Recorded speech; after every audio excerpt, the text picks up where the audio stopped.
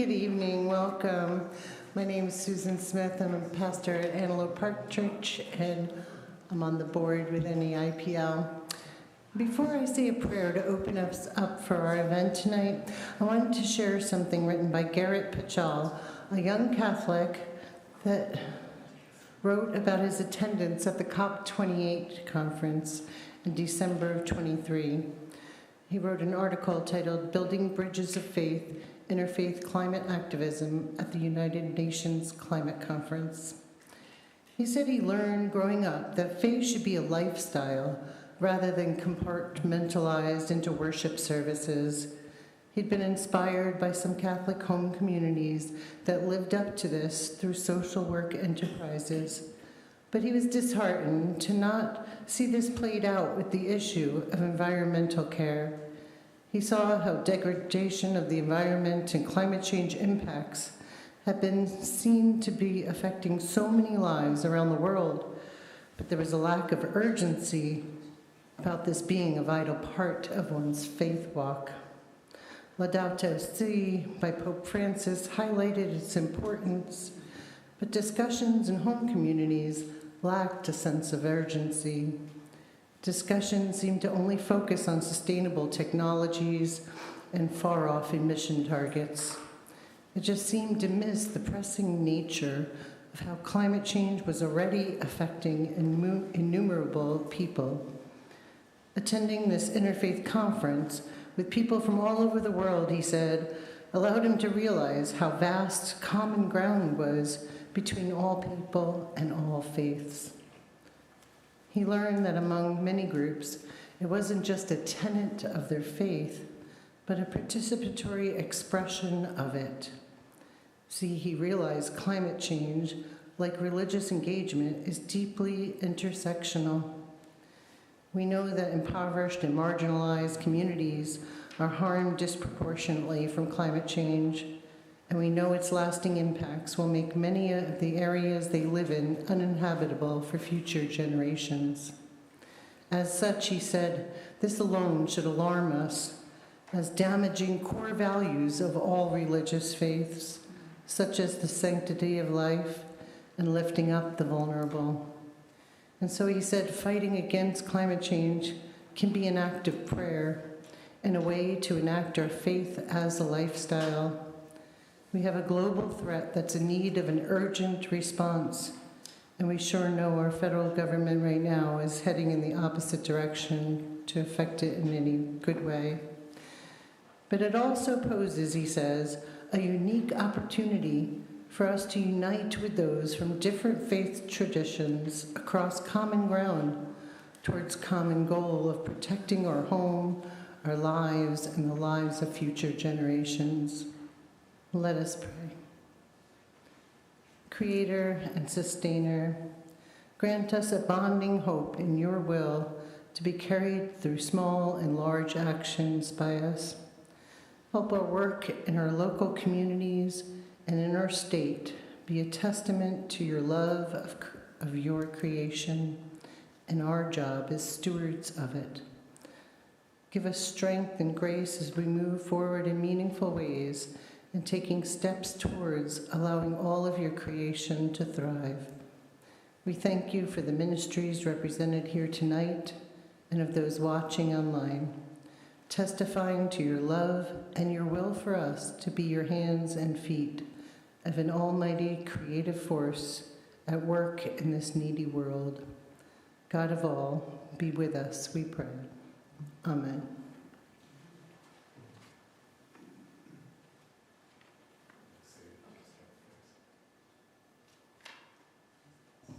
Thanks, Sue, for that message and for that consecration of this moment. I wanted to start by saying thank you to Aldersgate Church for providing the space here tonight, and to Nancy Taylor for providing the live stream of our program tonight. I want to say thank you to Carrie Beckenauer and Aldersgate's Earth Stewards for sharing their program. I understand this is normally when they have their program, so hopefully this will be a good substitute for that. Well, I'm gonna do the typical thing that the SNL host says. We have a great program tonight. So, I really think we do have some really excellent messages tonight. Emily Bass is going to share some music with us. Bonnie Lizerwitz is going to talk about the Interfaith Garden from Omaha. And two young people, Kansas Lohmeyer and Sarah Shu, are going to tell us about their experiences with environmental advocacy. And I also need to talk about the fact that this is a fundraiser for Nebraska Interfaith Power and Light. And we're asking folks to contribute by way of Give to Lincoln Day. You go to givetolincoln.com and look up Nebraska Interfaith Power and Light. Or if you want to give tonight, our treasurer is sitting right there. He's raising his hand, Peter Mullen. So he's all set up if you want to make a contribution. Also want to mention our board chair is not here tonight. Chuck Porter, he's traveling. But we also have Ron Raber, who's here. Raise your hand, Ron. And Sue Smith is our secretary. So appreciate having folks here. We may have other board members show up later, but in any event, looking forward to the program tonight, and also want to recognize Councilman Benny Shoeb for being here tonight. Always appreciate it when Councilman Shoeb shows up at one of our events. So with that, I'm going to turn it over to Emily Bass to provide us with some music. Thank you.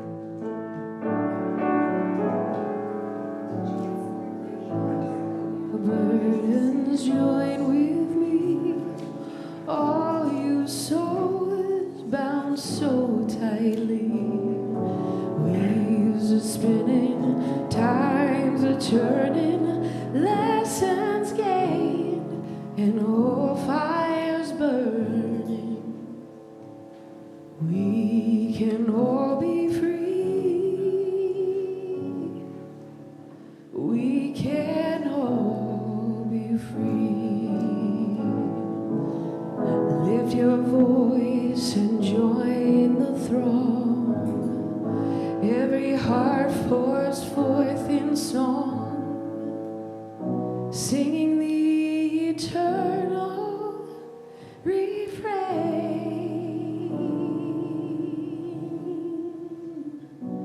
Lay down your burdens, join with me, all you souls bound so tightly.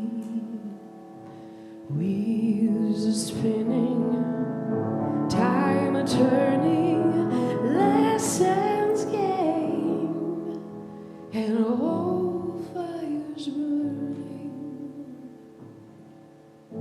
We can all be free. We can all be free.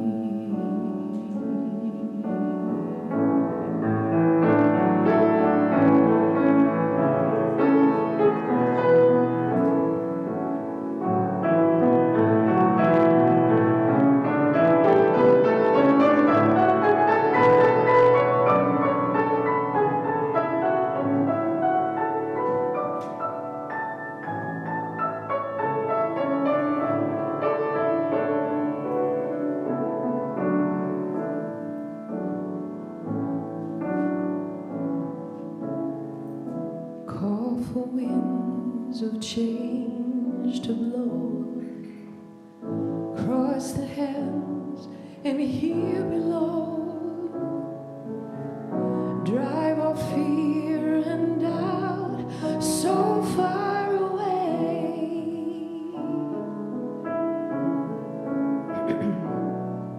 Lay down your burdens, join with me,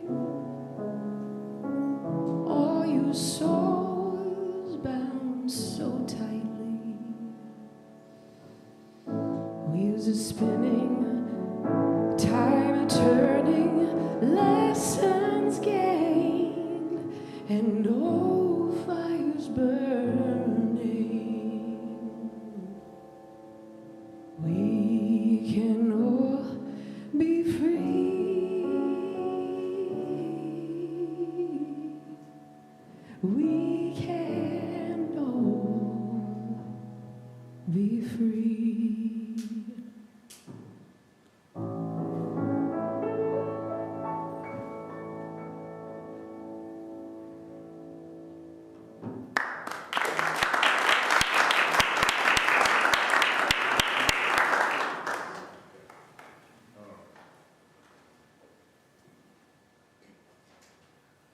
Thanks, Emily. That was lovely and inspiring.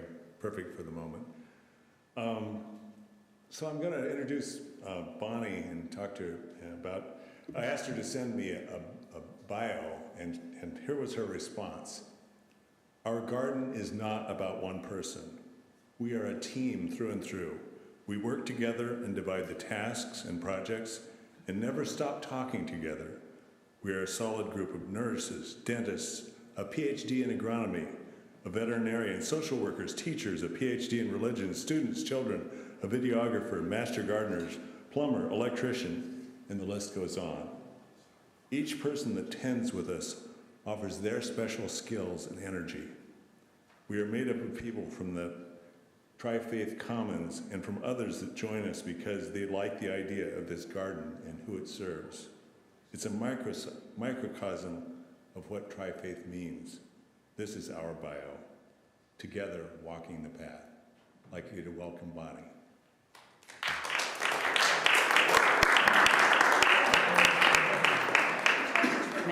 What's that? He tried to trip me.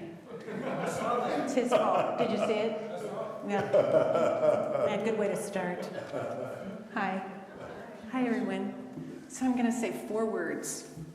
4 words that I want to start out with, and I want you to think about this. So, reclamation. Powerful word, right? Almost sounds churchy, right? And then conservation. And protection and cultivation. What are we talking about when we're talking about those 4 words? What do we talk about at the Interfaith Garden when it comes to those things? How are we connected by those 4 words? And what does that have to do with the garden and the people that tended? The people that helped with that? So I want to start off with a little story today because when we're out there in the garden, we think about what the people who are going to receive this food need. Today we harvested 40 pounds of bok choy. 40 pounds of, that's a lot of bok choy. But the reason that we grow the bok choy isn't because any of us are in love with the bok choy.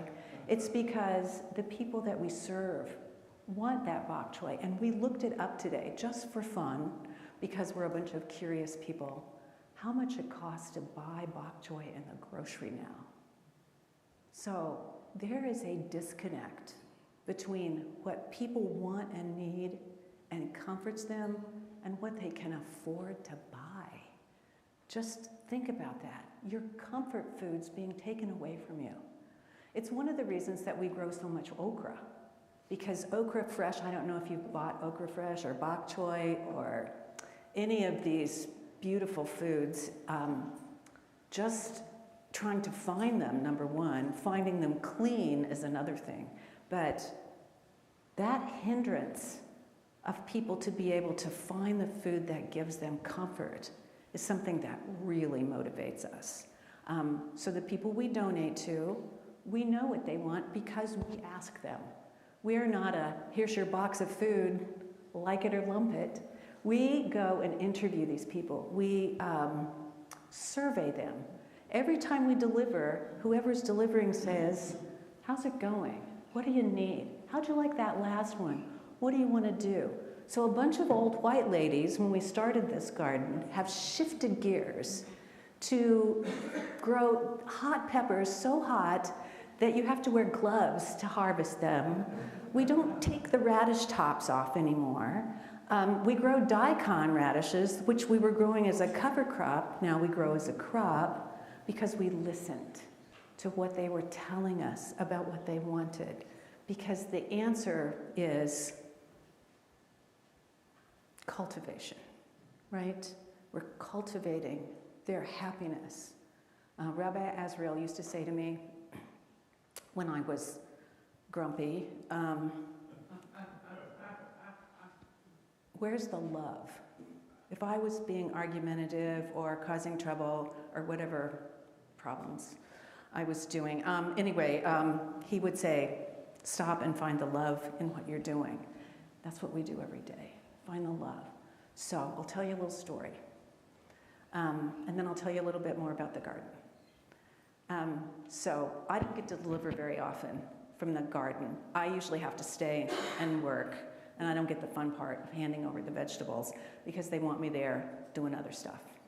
So like I told Ken, I'm not the boss, everybody's the boss. So it gets bossy. So I don't usually get to deliver, but this particular day, I was able to deliver, and I had some of those hot peppers in this great big bin, boiling over with gorgeous peppers that you can smell, just their essence, just by being present with them. And I walked into the Intercultural Senior Center, where we deliver a lot of vegetables. I think that Intercultural Senior Center has about 27 different countries that they have people that are participants in that program. So there's a lot of variety. So I'm walking into this building, and that day, staff and people who were recipients were also helping get produce out of my car. And as I was walking in, I was walking up to a lady with this big bin. I start to hand it over to her, and she stops dead in her tracks in front of me. And she just stares at me. And I thought, okay, there's no language between us besides, you know, the language that we have that's nonverbal. And so I didn't know if I'd made a mistake or what, so I just stared at her. We stared at each other for about 15, 20 seconds, which, you know, starts to be uncomfortable. And then she started to cry. I didn't know what to do, so I just stared. And I just looked back and held these peppers in front of me, and she reached out and she said one word to me, tears down her face, home. She hadn't had these peppers. She couldn't have gotten these peppers. She couldn't afford these peppers. Just the fragrance of these peppers were the love that she needed, and we were able to give it to her. So Rabbi Azrael, where's the love in that? There it is. There's one other thing I'm going to say, because this happens all the time, that kind of little, one of our volunteers said to me as she was loading up vegetables today, she said it's almost spiritual to do this. But just before that, one of our staff members at the Interfaith building, we had gotten some gifts from somebody, and so we needed to go over to the building and get those. And Kathy, another volunteer, offered to do that. She said, I'm going to do it this quick. You can talk to him, but I want to zoom over there and get that stuff. So she grabbed some radishes out of the garden. She said, I'll take these to Abdul. And so that's what she did. So I was talking to him on the phone when she handed over these radishes to him. Dirty from the garden, you know, just plucked out. And she had left, and he said to me, the fragrance of these radishes, he's Lebanese, parents first generation. He said, these radishes, these greens, bring me all the way back to my mother's kitchen. I can feel her here. This reminds me of the salad that she made. And then he starts telling me about his mom and about the recipes that she made and how comforting that is. So that's the essence of what the Trifaith Garden and Orchard are. I don't know how much you know about the Trifaith Commons, but maybe you know when it started. That was, how long ago was 9/11? That's when Rabbi Azrael called the congregation to come together and stand hand to hand around a mosque. Do you remember that day? How much vitriol there was about everybody who was Muslim, everybody. And we went out there, stood there, hand to hand, all day long, just in brother and sisterhood. So from that point forward, Rabbi Azrael and Bob Freeman thought that's how we should live our lives every day. So that's how Trifaith started, and we've been there, let's see, Trifaith's been in the works for that long. We've been on the Commons for 12 years, I think, now. The temple was first. I'm looking at my husband like he's going to be able to tell me, but he's not. That's okay, Martin. You just sit there. It's a good job. First it was the temple, and then the mosque, and then the church. So it's the American Muslim Institute, which is kind of a modern mosque. They have a very interesting imam from Egypt that adds the flavor that we need. And then we have a young minister at the church, pastor at the church, young woman, and a young rabbi at Temple Israel. So we have all new clergy, which is kind of interesting. And also, it adds, you know, new people add new flavor to everything. So it's young and vibrant now that, not that the old school wasn't, but this is, I think it's good. I think change is good. And that's my problem. But so the Commons is one thing. And then after we were there for a while, the temple thought they wanted to have a garden, and the people that thought they wanted to have a garden liked the concept of a garden, but absolutely had no idea how to do that. So they finally relinquished that to Interfaith, and that's how we got the space. It's on temple grounds, and it was 8 little raised beds that we didn't want, and spigots where we didn't want them, and they were empty, and we planted 20 trees in the orchard that day on Mother's Day, May 2019. So we've been there 6 years now. We're doing things very differently now. It's much bigger than 8 little raised beds. In fact, those 8 little raised beds aren't there anymore because they made them out of wood and never treated them. And so, you know, it's wood outside all the time. So that's changed. And usually it's about 6,000 to 8,000 pounds of food that we're able to donate every year. The orchard is just now starting to be able to produce, which, you know, trees are very different than a garden. So we're happy with that. Last year we didn't have any peaches because Mother Nature said the peach trees got a year off. Yeah, so here we are on our pathway all together. Every day, today was our day of, it was like a day of celebration. We have a classroom at Temple that we're allowed to use as a greenhouse, which saves us time, effort, and money so we can get as many hot peppers as we want, and as many tomatoes, and as many eggplant, and everything else that we want to grow, and we don't have to go shopping for them. We can have specifically what we want. This year we're growing seedless watermelon, which turns out to be a little more complicated than I realized. So we'll see. Stay tuned, right? So everything in our garden is now planted first round. We rotate everything. Some of the beds have actually been rotated a little bit already. Radishes, lettuce, bok choy, starting to be harvested, and those rows will then be rotated around to something else. So it's all about reclamation. When we first got there in the Interfaith garden, you know, maybe you don't know this. So the Commons used to be the golf course, Highlands Country Club. And the reason Highland Country Club was built was because the Jews were not allowed in other country clubs in Omaha. So that country club was built out of hate, because of hate. And I just think it's a balance somehow to have us out there with Interfaith right there on the Commons. But when they sold the country club, and I didn't know this is a regular practice, probably all of you do know this, but it's not uncommon for them to strip off the topsoil and sell that too when they sell a property. I know. And why? Why do they do that? What's the answer? Money.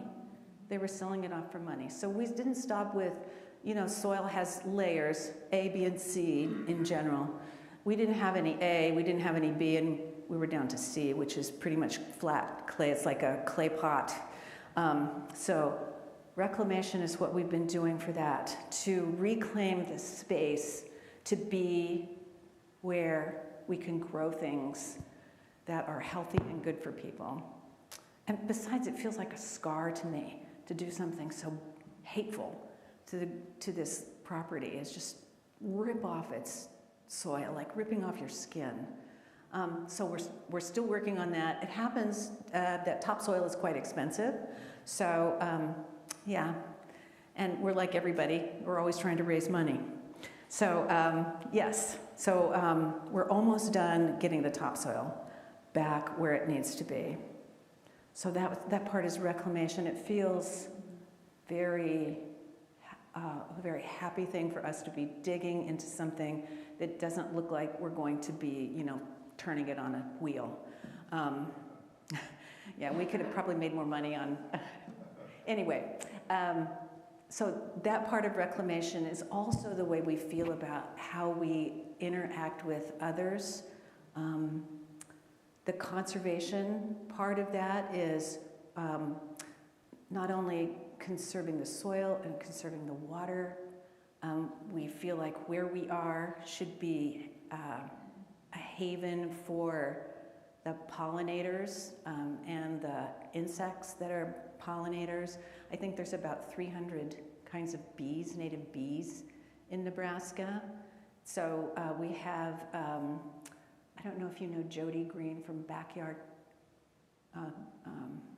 Yes, she comes out and shows us how we're doing, identifies a lot of insects for us, see, you know, if we have the right plants out there for those insects. So all around the whole garden now we have pollinators. So we're bringing those in. And a little funny story, and then I'll let you go.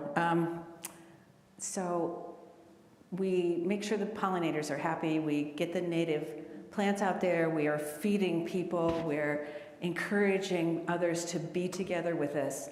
And one day, a couple of our volunteers were at a meeting, and they met somebody from the zoo, and they were talking about these trees that we have to cut down because they're natives. They're not natives, they're invasive. It's Siberian elm. They were taking over all of our windbreak, and we'd been killing ourselves to get these trees harvested. And he was like, his little ears perked up, and he said, Siberian elm? And we're like, yeah, they're everywhere. And he said, next time you're harvesting, call me. So now we harvest that Siberian elm for the elephants and the giraffes at the zoo. So we can add those two different species, two species that we feed out there. There you go. That's us.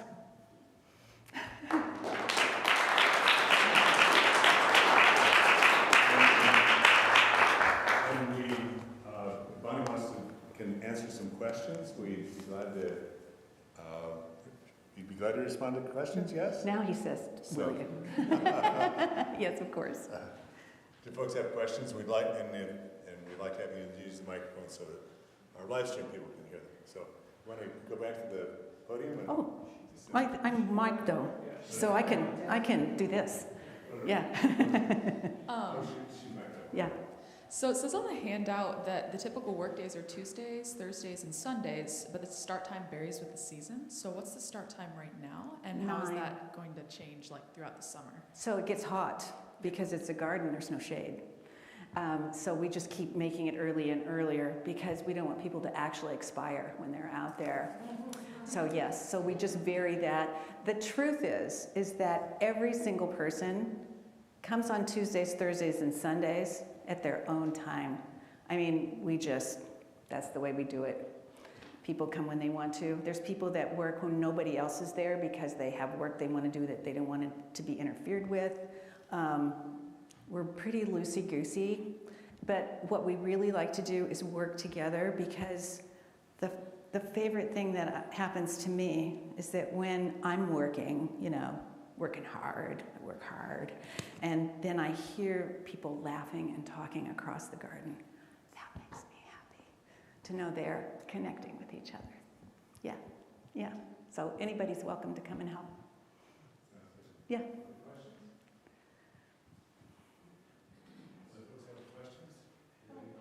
What organizations do you feed? Oh. You mentioned the senior center. Yeah, Intercultural Senior Center. Who else? So Clare Memorial Church in North Omaha. And then we kind of donate, we kind of check and see what their inventory is like because we don't like to hand over inventory that isn't going to be used. So the Stevens Center sometimes. Then Benson Plant Rescue has a pantry every once in a while that we donate to. And then the MAV pantry at UNO, student pantry, that does an excellent program. We're so happy about that. And then the church has a pantry once a month, and that's like a pop-up pantry. I mean, they are like, I don't know, little soldiers. They just, all of a sudden there's this glorious thing. And now the temple, the mosque, and the church all work on that. So it's another tri-faith process, which makes us very happy. And then we try to, buff up our harvest that time, because those are our brothers and sisters over there. We want to impress them. So yes, so those places, and then we're willing to shift things around too. So yeah, and this today when we did our bok choy harvest and our lettuce and our radishes and other stuff, we also had leftover pepper plants that we gave to them, and some house plants that we gave to the Intercultural Senior Center, because why not share some of that? And they can take home those plants and plant them themselves, So yeah, excellent. Any other questions? Anyone have any questions or comments? Oh, Steve.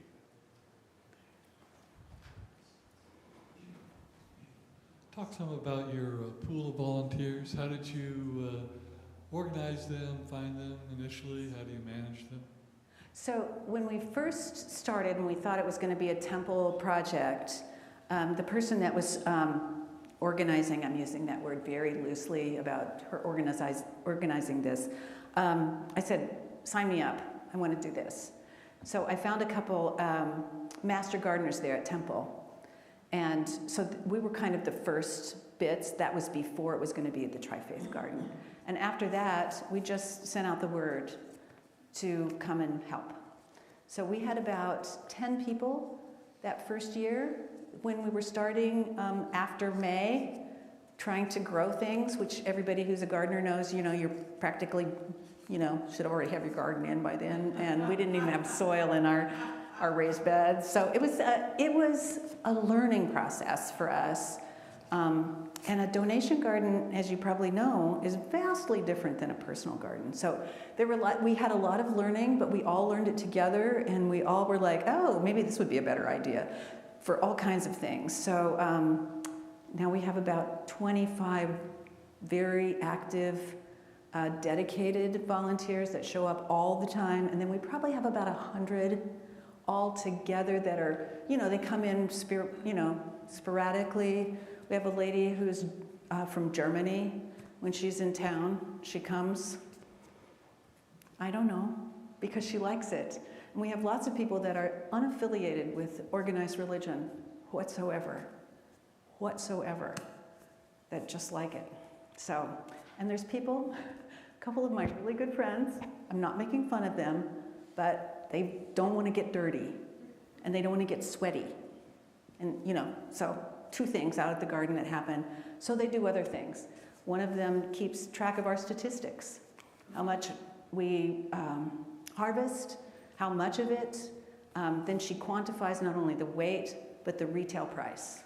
So that when we're trying for a grant, we can say, we donated this many raspberries, which don't weigh a lot, but they cost a lot of money. So yeah. Well, thank you. Well, Peter's got a question. Okay. Poser for you. Oh, good. Yay. Just for fun. Bonus points? This is your 6th year Yes. doing this, right? So Yes. that means, is next year a Schmidt year? Oh, no. No, all of that ancient teaching had a purpose, right? Oh, yeah. And I think all of it has a basis in the facts of how to grow horticulturally. But it really doesn't work for us because we do things very differently now, and we have different techniques and stuff. But I love the idea that you know that. And the other thing is, when we talk about that kind of ancient culture, horticulture thing, we have a Three Sisters plot every year. And we didn't the very first year because, I'm going to stress this, I'm going to underline this, but we're all a bunch of white ladies, and we felt inauthentic having this Three Sisters plot it just didn't feel right. I mean, I had one at my own house, but here, this was for everybody to see. How could I teach people how to do it, Three Sisters, if I don't understand it culturally? So, oh, Yeah, well, yeah, we should probably explain what Schmidt means first. Oh, And go then- ahead. and then- do you want me to do that? or you Yeah, want do to that, okay. do that. So Torres tells us that when you do agriculture, you grow things for 6 years. And on the 7th year, you let the land fallow, but you allow people to glean it, right?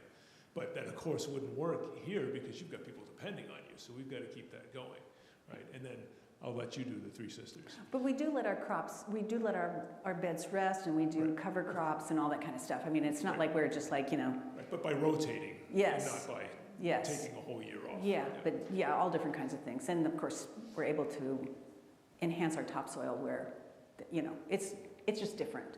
Not bad, but different, yeah. So it's the three sisters, we didn't want to do that without having some guidance.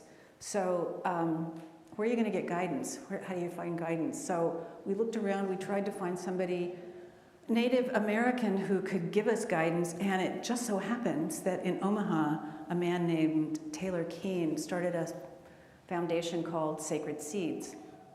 So these seeds were seeds that, maybe this is news to you, but white people tried to obliterate the whole culture. I mean, yeah, so there you go. That includes not just their culture, but their horticulture, it's just devastating to think about this, and I'm shamed beyond belief. But anyway, so he started us with this. Finally, it took him a while, and this isn't blame, this is just a report. It took him a while to trust us, that we were going to be good stewards of this seed. So every year we grow these seeds that he has saved, this corn, this sacred corn, and comes out to the garden and teaches us how to plant it. So this year I knew it was time to plant the corn because the size of the serviceberry leaf was right. So it was a crummy day outside, and I went out and looked at the serviceberry, but the serviceberry said, plant corn. So we planted corn, and it's this tall already. It's beautiful. This year we have Ponca blue flower corn. Last year we had, what did we have last year? I can't remember. It looked like, I don't know. It was also a flower corn. And then the year before that we had white that had a black eagle in the center, which you think I'm making that up, but it looks like a black eagle on it. And before that we had ruby flint. Anyway, we don't eat this corn, we don't give it away, we give it back to Taylor. So that's another way that we're in the reclamation point. Three Sisters, love it. Any other questions or comments? Well, and I understand you've got an event coming up in about June 11th, is that right? Yes. Do you want to talk about that? Sure, but you can. Well, no, you leave it. It's your event. Okay, well, we're also hosting the Monroe Meyer Garden Walk too in June. Okay. So we have to clean house and get ready for company, which is hard for a garden. We got to get all the weeds out because you don't want people to think you're sloppy. But the big event is Ellie Pierce from the Harvard University has been filming Interfaith and the garden for years, almost 3 years. They were out there filming us all the time. We got so accustomed to seeing the videographer, he didn't have to ask us to do things. We just knew the drill, and we were just little actors and actresses out there. In fact, he asked me to wear the same thing every day, so that he could. I think that's so funny. Yeah. But my hair would be different lengths, so I don't think he was fooling anybody.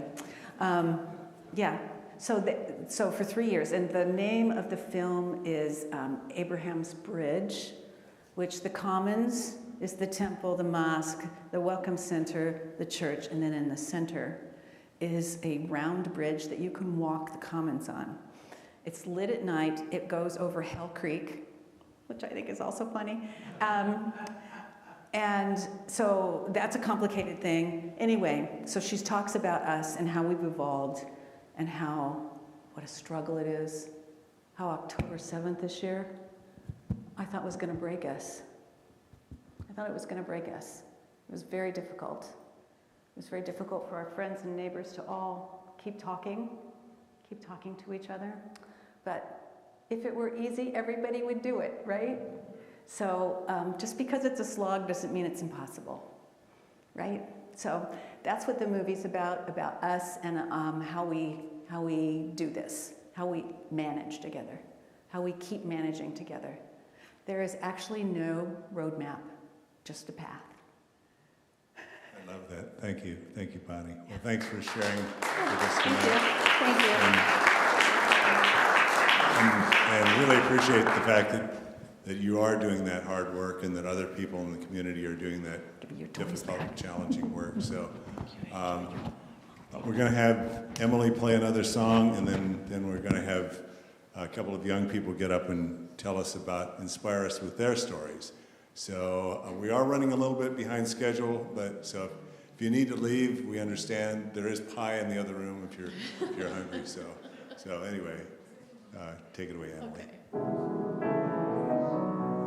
If you ever find yourself weary, like you've got too much that you're going through,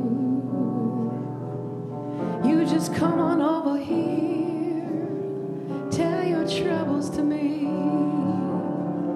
I will pick you up when you're feeling blue. If you ever find yourself walking down those lonesome streets and avenues, if your feet get too weary, baby, I will walk a mile in your shoes. Singing hallelujah,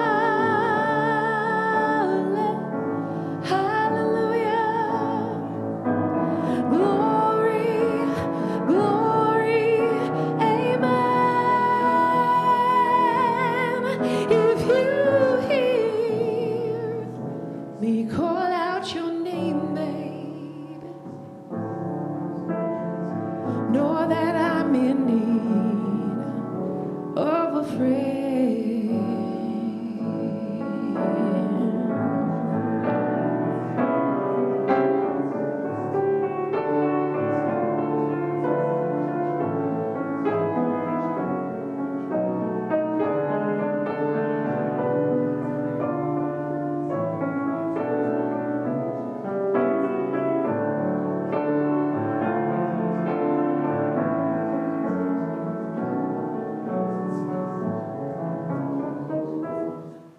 If you ever find you so weary, or you're down, your soul's beating bruised, you just come on over here, tell your stories to me. I will even sing your blues. Saying hallelujah,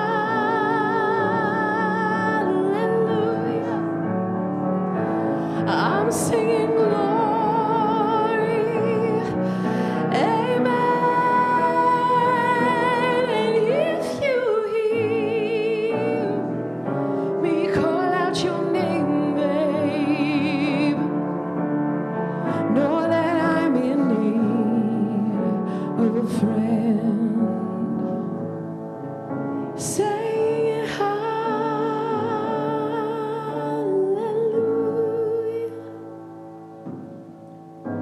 glory, glory, amen. And if you hear me call out your name, babe, know that I'm in need of a friend. Know that I'm in need of a friend.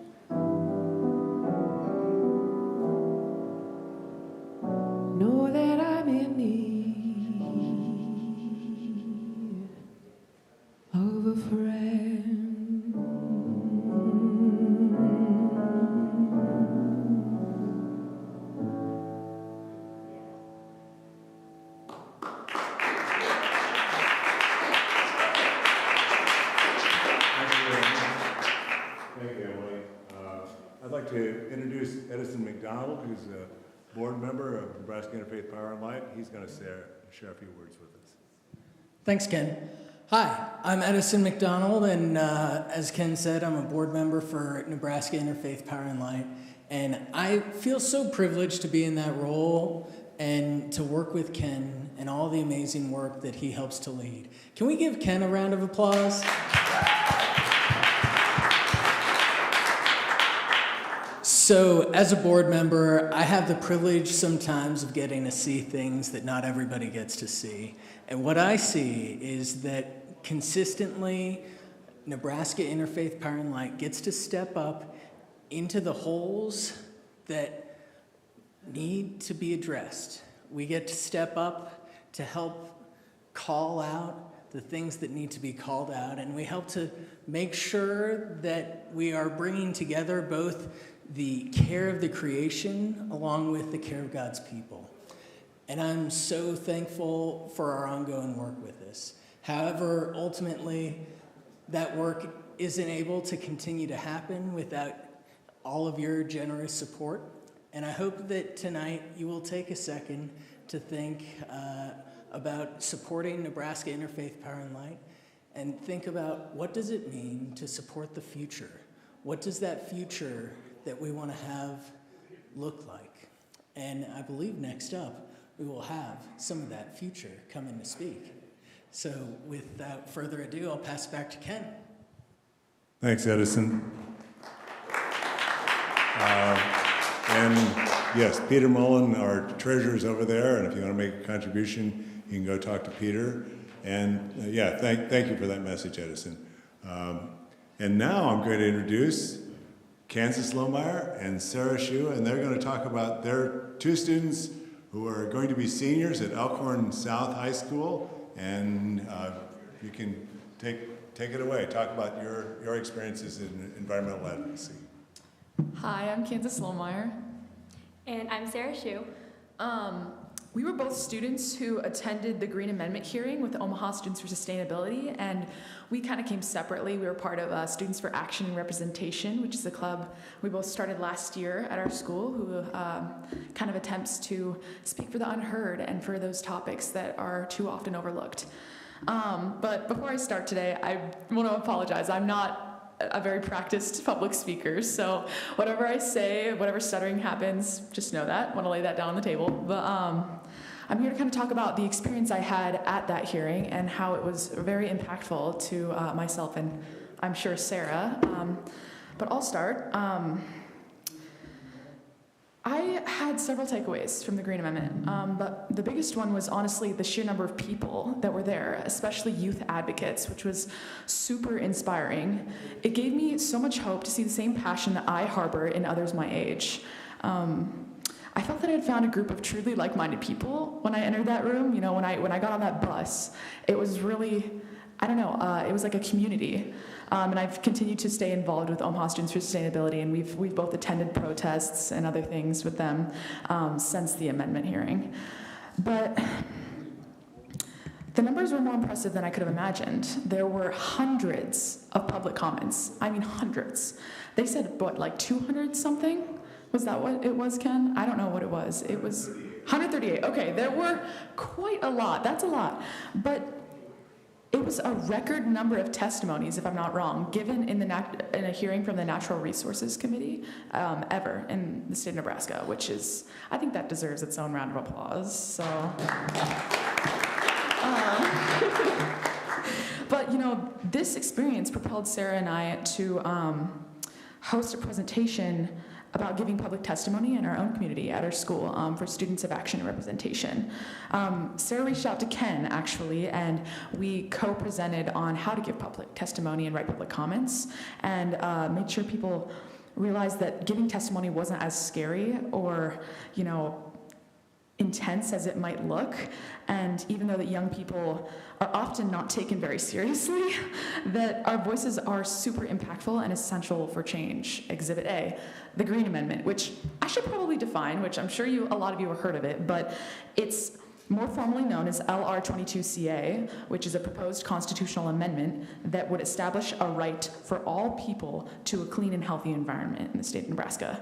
It has already been passed or enshrined into legislature in 3 different states. But to continue, unfortunately, when a lot of the students and proponents were presenting, it seemed as though the senators weren't very interested. There were several times where the topic was switched, especially to the idea of nuclear energy, and a lot of the senators were concerned with the ambiguity of the amendment and believed it would create an influx of unnecessary lawsuits. But the fact is, the 3 other states that have already enshrined this right of clean air and environment into their constitutions had not faced significant increases in cases. In fact, an average of only 3 to 10 cases per year. That being said, the precedents have been set, and at this point, I believe, and I'm sure many of you would agree, that the Green Amendment should be passed as quickly as possible, and whether that means having another hearing, being a little more convincing, or even a ballot initiative, it will create a navigable avenue for sustainable change and build a better, safer life for all Nebraskans. So that was my key takeaways, and I really appreciate you inviting me here to speak. Thank you.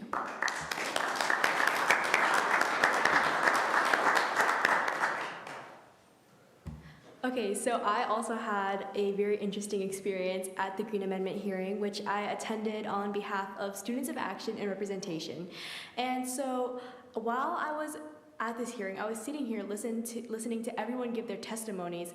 I felt incredibly compelled to the cause of the Green Amendment. Especially before we entered the trial room, we had a press conference where we had speakers talking about the essence of the Green Amendment and its importance, especially its importance for not just the Green Amendment, but the overall topic of climate change advocacy, where we talked about the essence of this advocacy is not just for ourselves or for our community or for our neighbors, but also for those who will come after us, right? Our children, our grandchildren, our great-grandchildren, who will be the ones to face the effects of climate change. And that's why I realized in that moment during the hearing trial, it is so crucial to never stop advocating for climate change, because no matter where you are in life or who you are, it's not about who you are, but more about who you can be for the future and what change you can bring for the future, right? Not just about the present. And when I was sitting during this hearing trial, I felt so compelled by the testimonies to give my own testimony as well. So it was during this testimony where I, funnily enough, actually did this as an extemporaneous. I was sitting, taking notes actively during the testimony and during other people's testimonies and thinking, you know what, I have another thought to put in on this. So I quite literally, in the moment, with Mr. Winston sitting next to my side, decided, I think I'm gonna testify. And he actually helped me a lot with formulating my notes and my thoughts on this. And from there, I stood in front of the Nebraska legislature and spoke my thoughts about the Green Amendment. I especially emphasized the importance of the fact that we need to act right now to preserve the future, because in 30 to 40 years, we aren't going to be able to reverse the mistakes that we're making right now. And with this, I think I really especially emphasize that message of taking action before it's too late. However, at the end of the hearing trial, I was actually confronted by one of the senators who seemed very moved, to say the least, by my testimony, where he told me, "Oh, your testimony was so cute." Yeah, so like the health of our climate, I don't know if cute is the first way I would describe it. I don't think climate advocacy is really described as silly, fun, cute.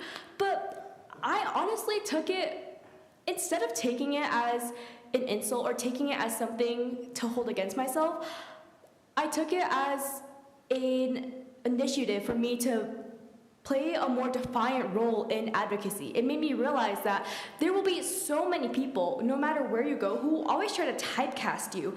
Just because I'm a young woman, that doesn't make me cute. And they will try to profile you and prohibit you from taking the action that you want to take.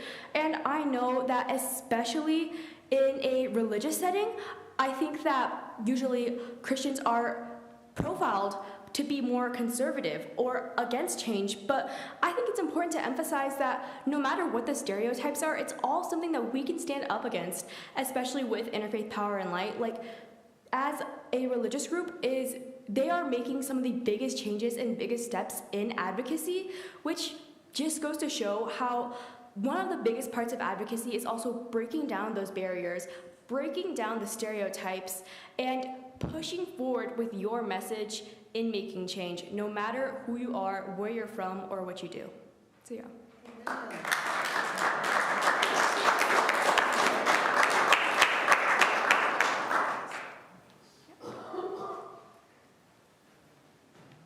Oops, I left my cheat sheet there.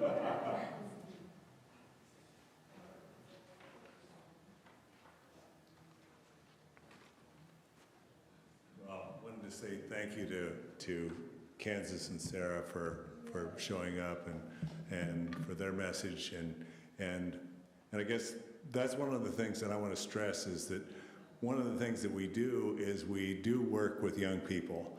One of the activities that Nebraska Interfaith Power and Light has done over the last several years is coordinate a youth climate summit. And this fall will be our 7th Youth Climate Summit, September 26th, 2025 at the UNL East Campus Union. And but as Edison indicated and as I've indicated earlier, we do need your financial support to continue that work. I guess I'm just going to do a little laundry list of the kinds of things Edison kind of alluded to, the fact that we're doing, that we work in lots of different areas. And I think the message, the theme that we had for this evening was showing up for people on the planet. And I think that's one of the things, as Edison indicated, we do show up. We show up at legislative hearings, we show up at the city council, we show up at our public power districts, and we also show up in helping faith communities in their work. We're very proud of the fact that well, if you get a chance, if you haven't toured the Aldersgate grounds, it's a lovely grounds. Steve Schaefer had a lot to do with helping make that. Raise your hand, Steve. And I know that a lot of folks here at Aldersgate did a lot of work to make this really lovely garden.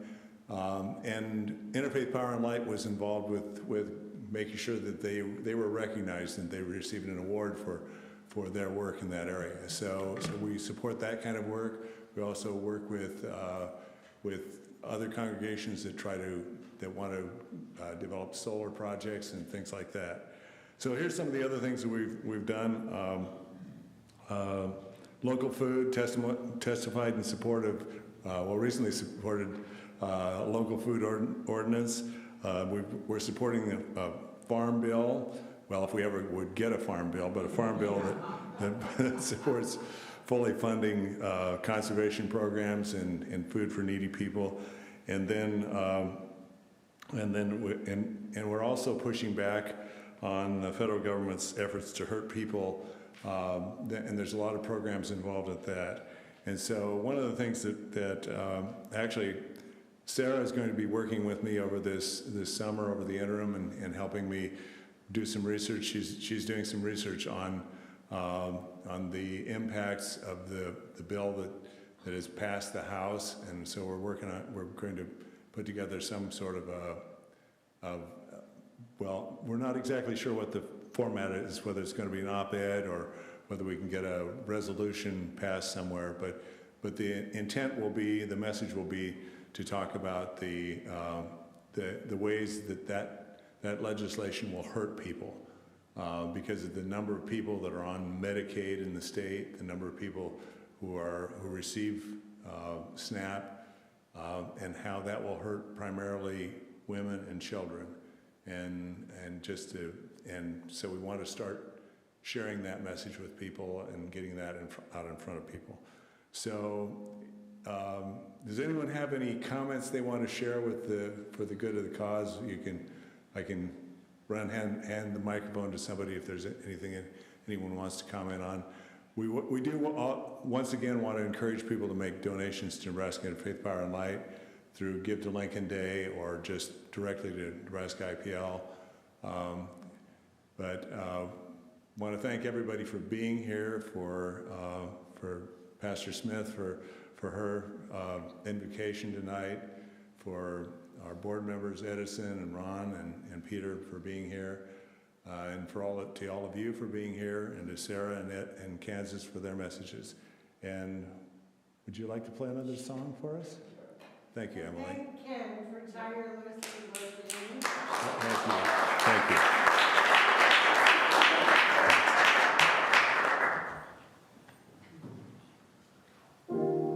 Bumping down a country road on a sunny day, shy of Halloween. Strange and still, no wind in the October skies. Well, I grab my friend and away we go. It's not a road anybody knows. Alan knows the way to go, so I let him drive. But the light shining down through the trees is brilliant. Shadow shapes making lace on the face of the water. And my heart grew eyes, and my eyes still see it. Written in my soul in perfect light on light. Written in my soul in perfect light on light.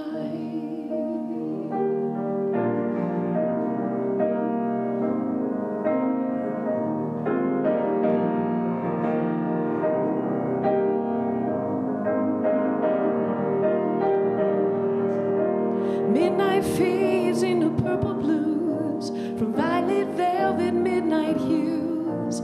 Sun and moon tell my heart that the light shines through. How it draws me in when the moonbeams bend. My heart bumps down those roads again. Not sure where reflections end and I begin. But the light shining down through the trees is brilliant. Shadow shapes making lace on the face of the water. And my heart grew eyes, and my eyes still see it. Written in my soul in brilliant light on light. Written in my soul in brilliant light on light. But the light shining down through the trees is brilliant. Shadow shapes making lace on the face of the water. And my heart grew eyes, and my eyes still see it. Written in my soul in brilliant light on light. Written in my soul in brilliant light on light. Written in my soul.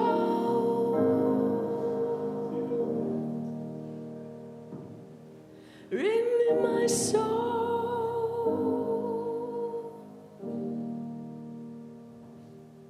Written in my soul in brilliant light on light.